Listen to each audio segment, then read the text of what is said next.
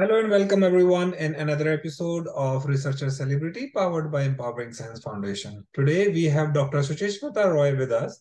A brief about Dr. Suchi is she has done her bachelor's from Presidency College in University of Calcutta, and then master she moved to Delhi where she attended University of Delhi, and then for PhD she moved to Jawaharlal Nehru University in Delhi. Then she moved to United States at Skaggs School of Medicine and Pharmaceutical Sciences at University of California, San Diego, UCSD in short. And presently, she is at Center for Cell and Molecular Biology at UCSD. With this brief introduction, welcome Dr. Suchi at the platform. Yeah, thank you for having me. Yeah, so we start our conversation with the standard question, how and when you decided that you want to be a researcher? Well, I did not, to be very honest, I did not decide to be a researcher. It is in India, it is like after BSc, what you will do, what after MSc, what you will do. And when you are in MSc, you have to clear an exam which is called as NET. So to get into further. So I cleared it in my fourth semester. So, and I got it. So that was the reason I did not appear in my fourth semester like a usual student. I have got my goal. I don't need it anymore. So that's how I went on. I took what it came. I didn't have any like future at that time, but now I realize that I was not that nothing, but I don't repent my decision also. Okay. So So it after was your neutral. masters, when people had so many opportunities, when people start thinking, especially given the circumstances and the background of India, people Mhm. start looking for the jobs just after their bachelors and after masters.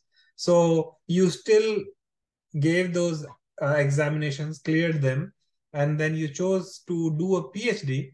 Let's talk about what was the thought before joining a lab at JNU.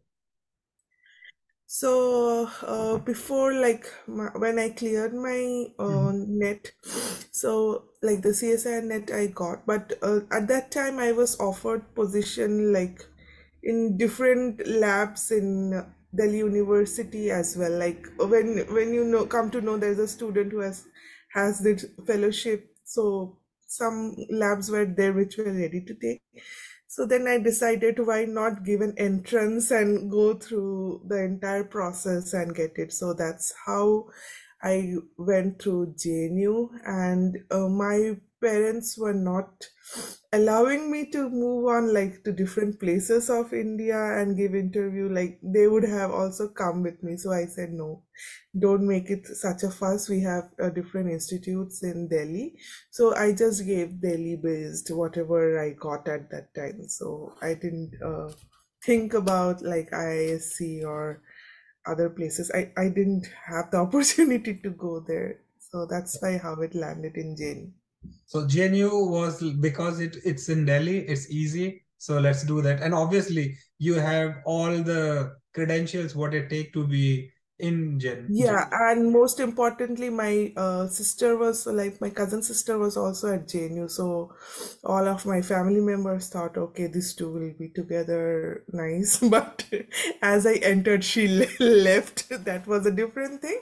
But yes, so people thought she'll be safe and Mhm. what every parents thinks. Yeah, Okay. So then let's talk about the journey of the PhD, how that went. it was tough. It was tough. My lab was not easy. Mhm. And I did my PhD in plant science. So my topic was to raise a biotic stress tolerant plant. So those are transgenic, and in India transgenic is not acceptable yet. Mhm. So and getting results from rice plants like rice Mhm. is difficult. Like it takes so much time. And one top you are raising transgenic, so it takes around 1.5 to 2 years to raise a single set of plant, and then you just confirm the plant. Some are positive, some are negative, some are not sure. So in this kind of situation, when other mammalian cell People are publishing papers, we stand nowhere. So it was a mental game, like what is happening to your CV, and so many things. So it took us really long time to finish a single set of experiment. But other than that, I was given an opportunity, like apart from raising transgenic, I was given an opportunity for uh, determining the structure of my gene of interest, and because of that I had a wide scope of like gaining knowledge of in different labs who deals with plants, with like not plants, sorry, proteins. So I had a wide spectrum of that aspect too, like crystallography and stuffs like that. Mhm. But ultimately I didn't get the crystal, that is a different issue, but I learned the things from different labs. So for that purpose, I worked with a collaborative lab in JNU itself, and also I came to University of Washington in the Daanadaar campus, and There seems to be a network issue. So this technology, you guys, you have seen. Hello. Sorry, Suchi, we lost you for some time in there because of technical issues, I think. okay. Yeah, so Mm-hmm. you were at the University of Washington. You were just mentioning about that. Yeah, So yeah. you can tell, yeah. So it was a nice exposure. The lab was, I think, the only lab in the entire field which deals with crystallographing plant proteins. So that was a nice exposure in that lab, and so it was good, bad together, but I survived. Yeah, absolutely. We, as researchers, everyone is a survivor, especially when they accomplish their PhD also. True, Then true, we true. all At some point of time, all of us feel we should give up too much. Yeah. we will talk about this later, but first let's talk about the collaborations because you mentioned that you collaborated within JNU and at University of Washington also you came. So there so at Researcher Celebrity, what we try to do is giving a perspective of life of a researcher and what are the struggles and achievements we all go through. So if Mm-hmm. you can share the journey of collaborations specifically, that how the audience and viewers can be benefited, like what are the opportunities they should look forward to, and if some things are not working, as you mentioned, if the timeline is too long, like 2 years, then in the meantime, what they can do and what they should be doing. I think collaboration is a very important aspect. All of us should collaborate. In that sense, what happens, like your time frame is managed, like you have some aspect going, you can put on some more aspect to it, and you come to a different place, even if it is a different lab in your same institute, you get a better exposure of how the lab is being dealt, because it will help in your future as well. When you do a postdoc, you have to adjust in a new lab, right? So you get to know how a different lab apart from your own functions. Of course, you get new skills, and then of course you know a different PI, which helps you in getting a recommendation letter a better way. So this is a big highlight for collaboration. And the minus point is it takes time to adjust, and first of all, when you get into that other lab, you are treated as an alien. So it takes time for that lab to engulf you, and for yourself also to like understand how it brings, who is good, who is bad, what is a big no-no in that lab. So those kind of things does take time, but I would prefer everybody should collaborate. Collaboration is a very strong point, like in terms in when you are doing your PhD, what you want to just learn things. You are like a sponge, Mhm. whatever skills, wherever data, whatever you need. But in that time, if you have a quite a number of collaborations, you can decide in your future aspect like what you want to do. So that's what, like, I ended up my postdoc in not in plant biology. I dealt with something else now because of my this thing. Like I had a open mind for protein biology, protein biochemistry. So that's why I entered in SCAG School of Pharmacy, where I completely left plant science and went to G protein biology. So it was because of the collaborations which I could stand this. Otherwise, I didn't have any such exposure in my plant lab. Mhm, What currently I was doing, the raising transgenic to this protein is completely different mhm. aspects. So I would highlight everybody should have an experience at least of 1 or 2 labs to just build your CV. No, Yeah. I think this is not only good just because of the collaborations and having the skills, but Sushi, you mentioned a very important part here that, and which I would like to emphasize to all the audience and viewers here, that it's not just about getting the recommendation letters, it's about getting a new skill set which gives you more option for your future, as Sushi presently have availed one of them.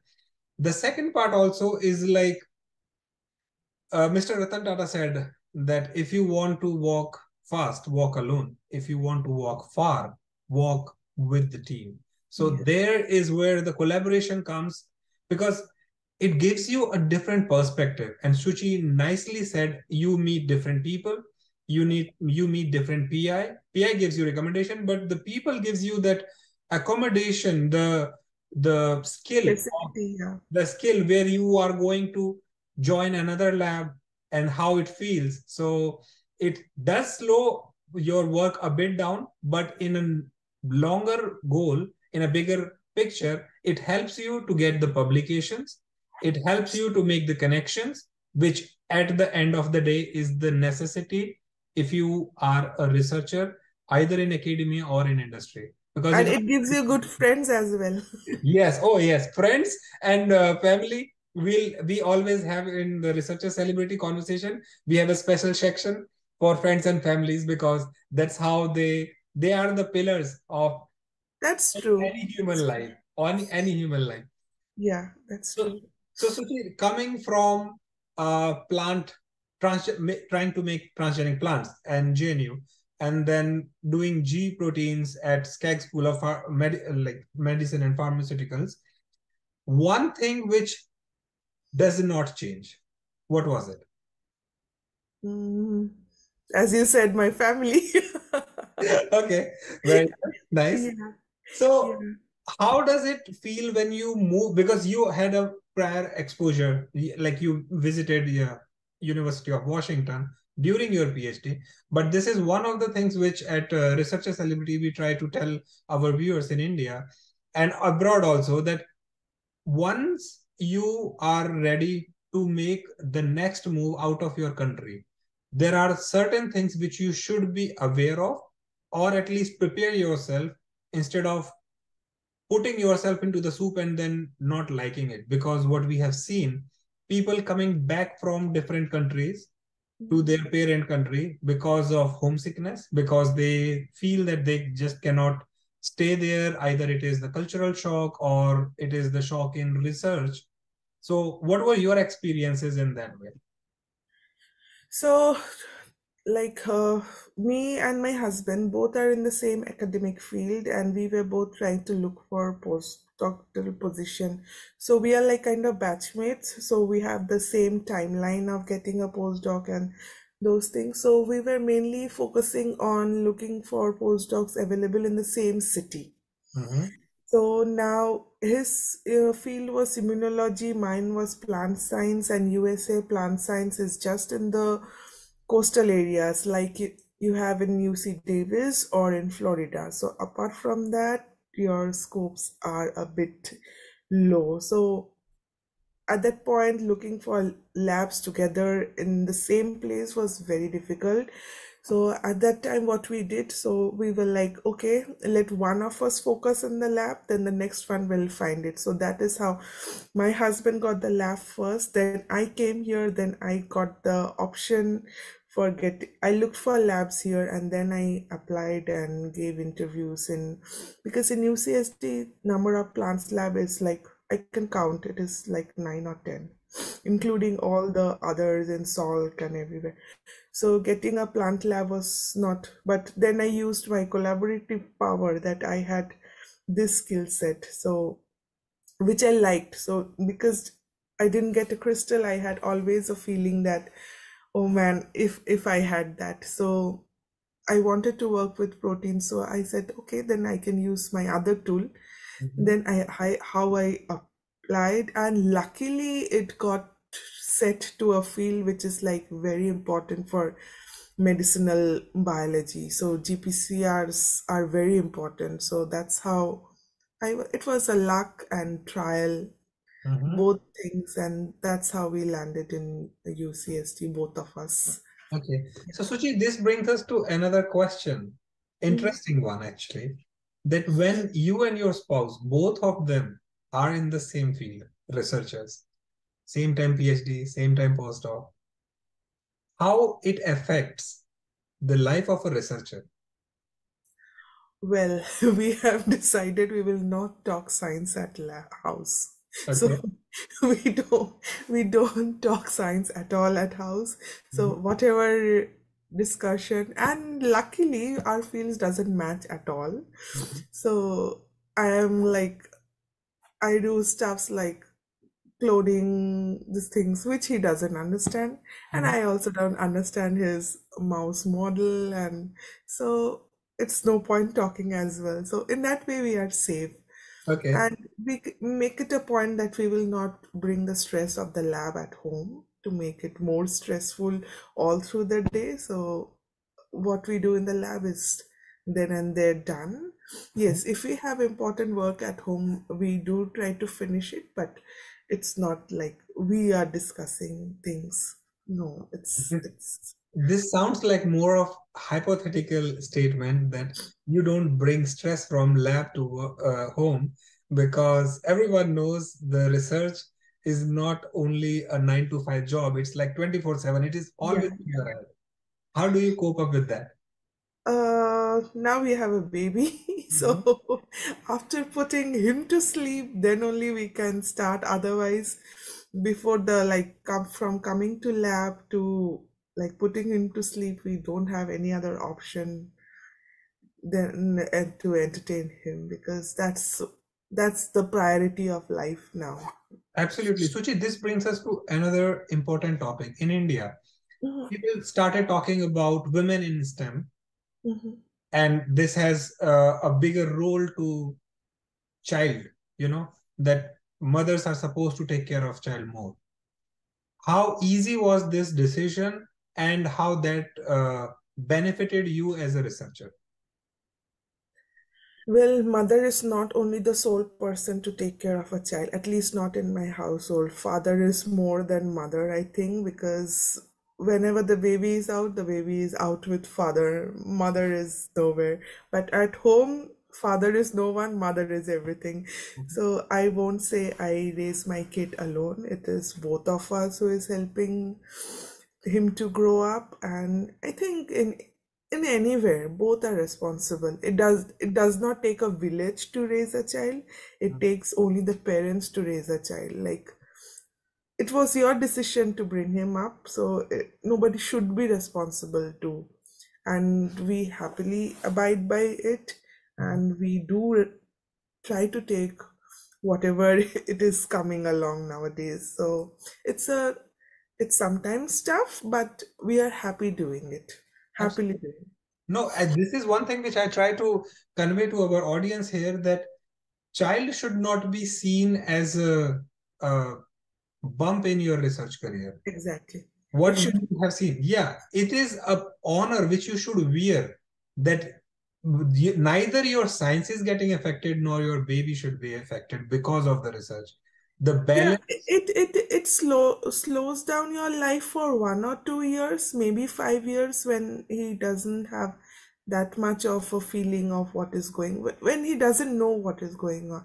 It Mhm. might slow down your career a bit, but at the longer race, after 5 years, he's also can do things independently, and then you can also, like, not even five, after three, I think, Mhm. so it comes to the track once more. So it's not like you're losing anything, but you are gaining something. The happiness you see when you come home, it's way beyond than anything else, any experiment which gave you results. So yeah, Absolutely. Recently, we had our researcher celebrity, Dr. Amitesh Anand.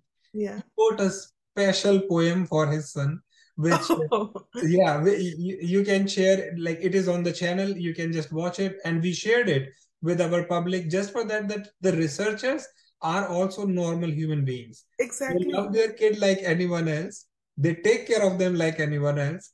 Just because they are doing research, when people think that they are a crazy scientist, it's not true.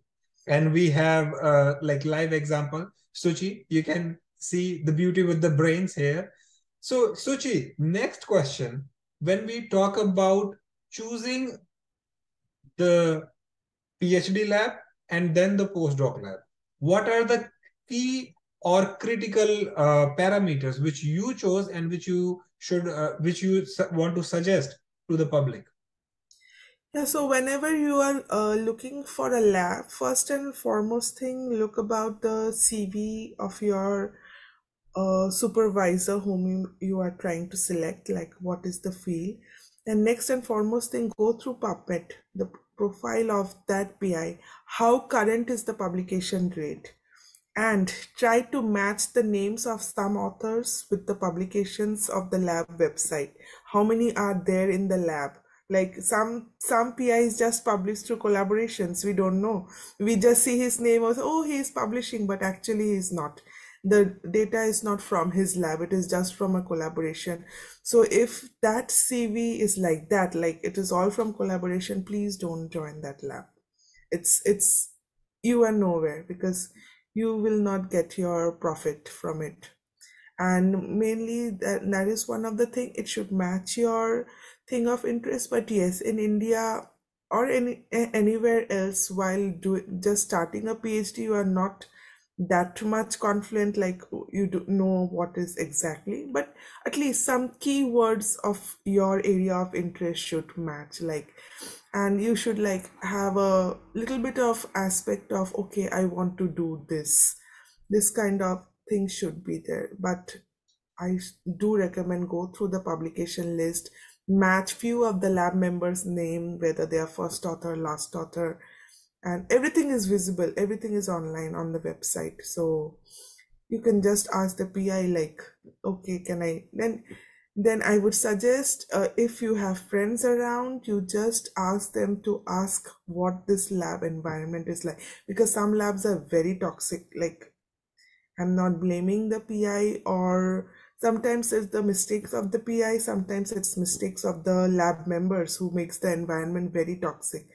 So I would like if you have any sole third party option, just ask them how is it like. Don't ruin your life going through a very hard stage, because you join a lab with lot of aspirations, and after that is shattered, your motivation shatters, like, yeah. So these two my this is what I have learned over years, like this is very important before joining a lab. Nice. I think these are these are the crucial points which I believe that everyone should consider. But let's talk about the point which like you just mentioned before, that there are times in every PhD when people want to walk up, when they, Sorry.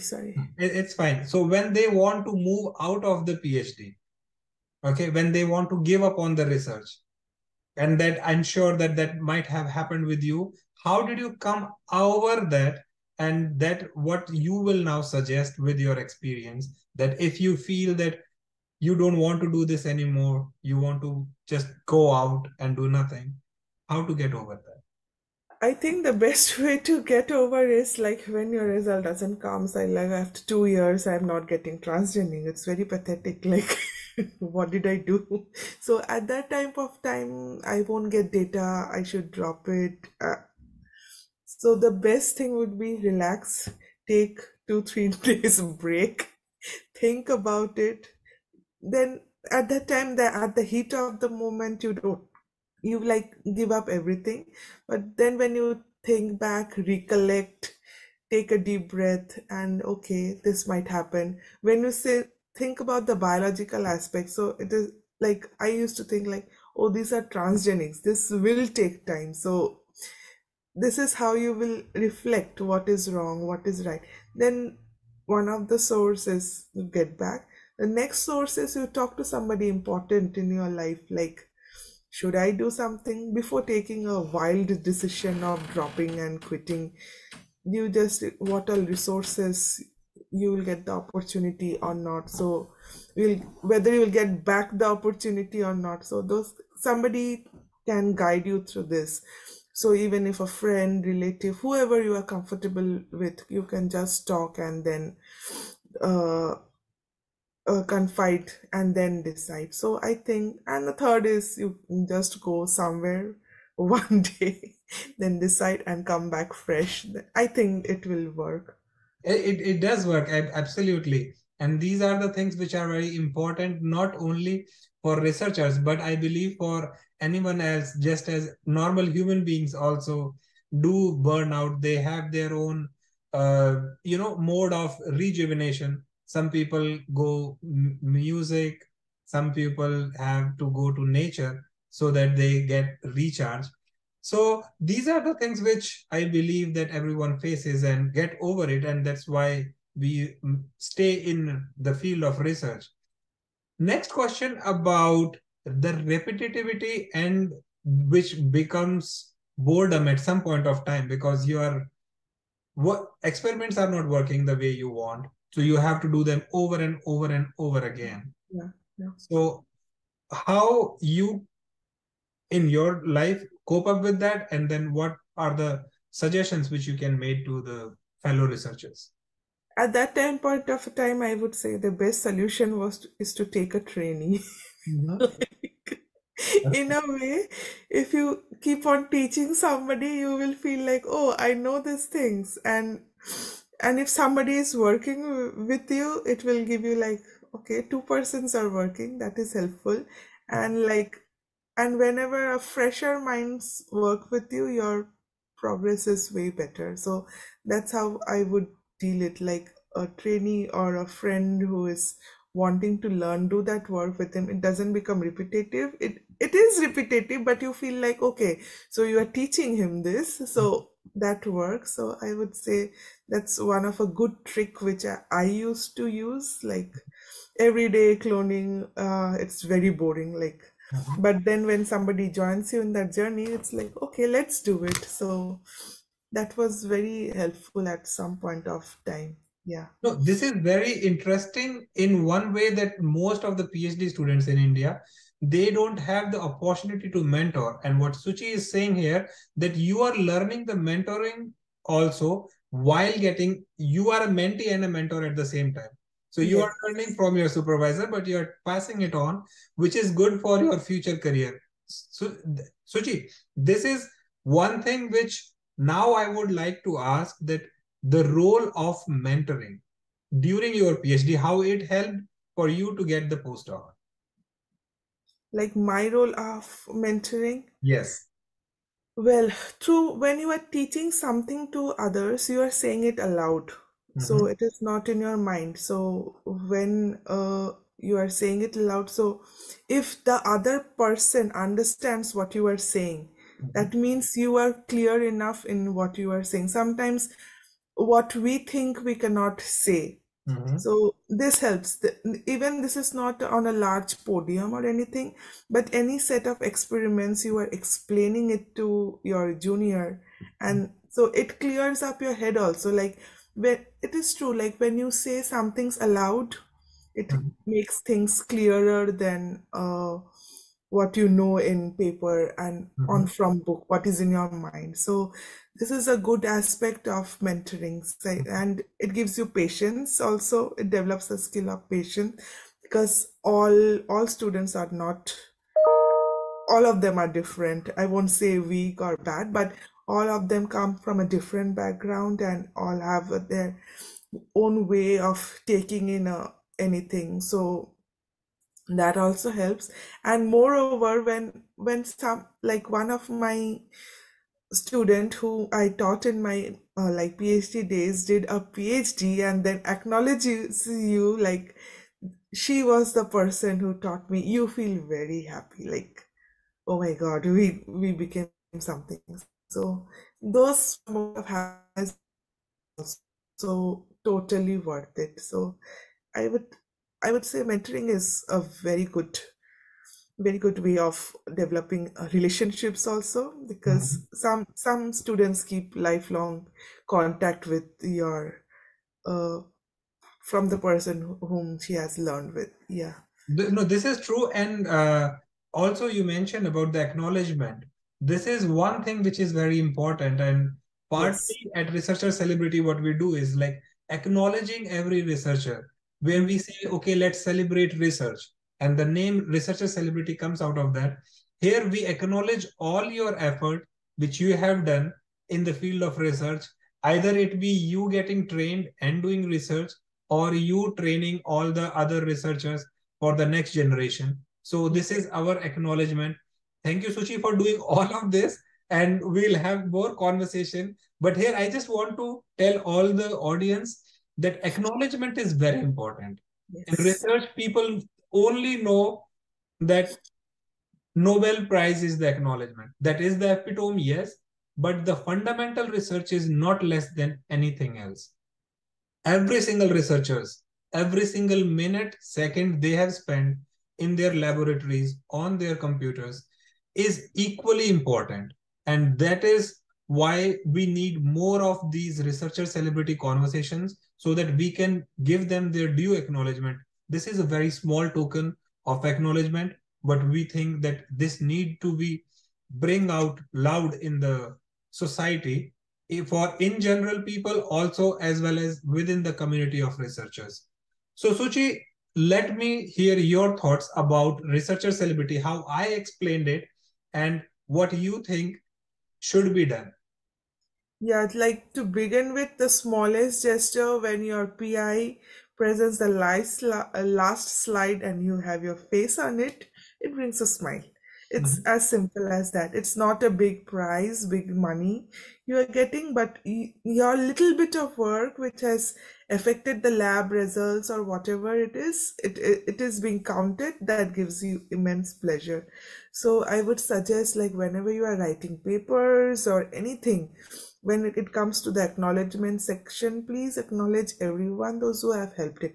Like, I have been very honest with my acknowledgement, and even in my like PhD papers, I have acknowledged people who have helped me with simple running of the instruments which I don't deal with, or any like a confocal representative who has helped me collect the data. So they don't need like authorships or anything, but just a simple gesture of saying a bright thank you, say, brighten up everybody's day. So yes, acknowledgement section is very, very important, be it a presentation or your paper. Like, it's just being thankful. It will harm nobody. Like, it is a good gesture. No, Yeah, absolutely. but some people do lack it. I have seen places, even supervisors don't acknowledge. So it's a mess. Given the circumstances, like where we come from in India, I know that acknowledgement is not really very, forefront. Acceptable. Yeah. But now we have this chance to change this path. And as with researchers like you, and I'm sure that the people you mentored at least got that part, that now they can acknowledge they, for their lifetimes. So Yeah. apart from acknowledgements, what are you okay, what do you think that is the most important part of a researcher's life? Time management. Yes. Okay. Time management, like, get up in the morning, think what you are going to do this, Mhm. things which needs incubations and stuffs like that, set it before, and in the meantime you do your things. Like, I was like this before as well, but after the baby I have become more precise. Like, Mhm. this is it, because I have a time span within which I have to finish my work. So I'm known for that. My lab manager says she is one of the most efficient time managers. Mhm. Yeah, so time management is important for the day as well as for the year. So you have to get your small goals. Like, I have to set up this finish up this experiment for this paper for this time. Now sometimes like you are first author in some paper and say co-author in other papers, so you have to give priority, like which things needs to be done first, whether the co-author thing needs important because it is going for a revision or something. So that ways I would say priority. So prioritizing what you have to do is also very important. And apart from that, you have to develop your gift of gab, the way you talk, the presentation skills. Like, I think a scientist needs all the things. Like, it is not just one. You have to talk well to sell your product, to gain like prominence. You have to write well. You have to make beautiful figures so that it is all self-interpretable. I think it is a lot of work for a one person, but once we are in this field, we have to develop it. So think about what are the weaknesses and just try to work on it to bring everything at a equal level. Yeah. I agree. So this is essentially, Shuchi just mentioned, do the SWOT analysis.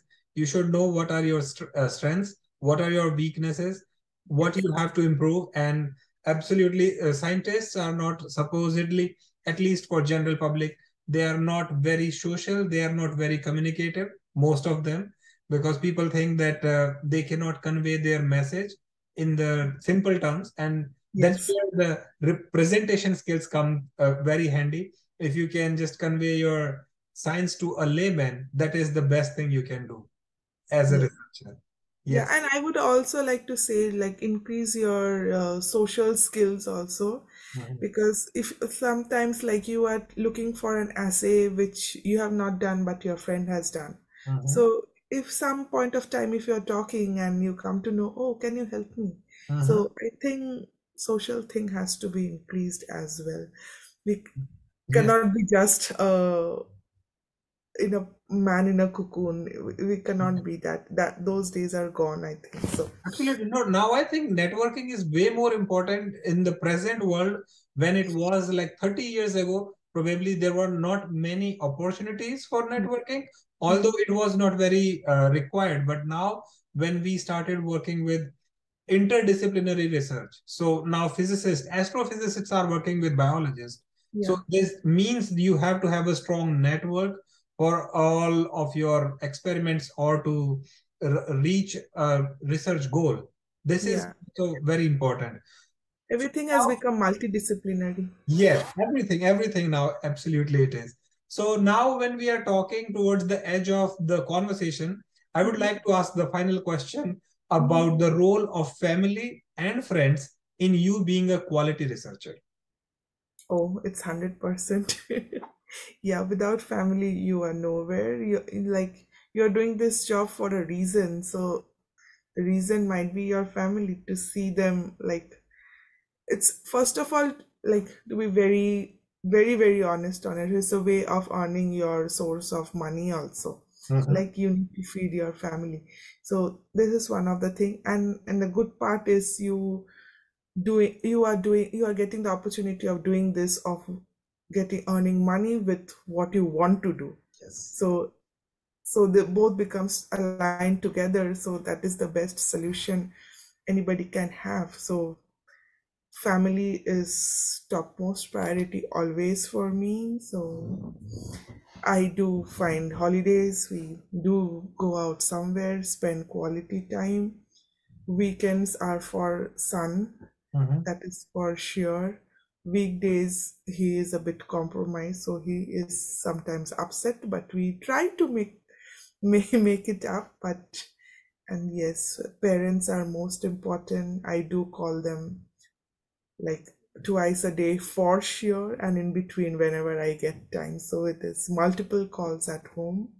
At least they are also aging. They have different hopes from us. So I try to keep up with it. I don't know how much I can do, but I am trying my best.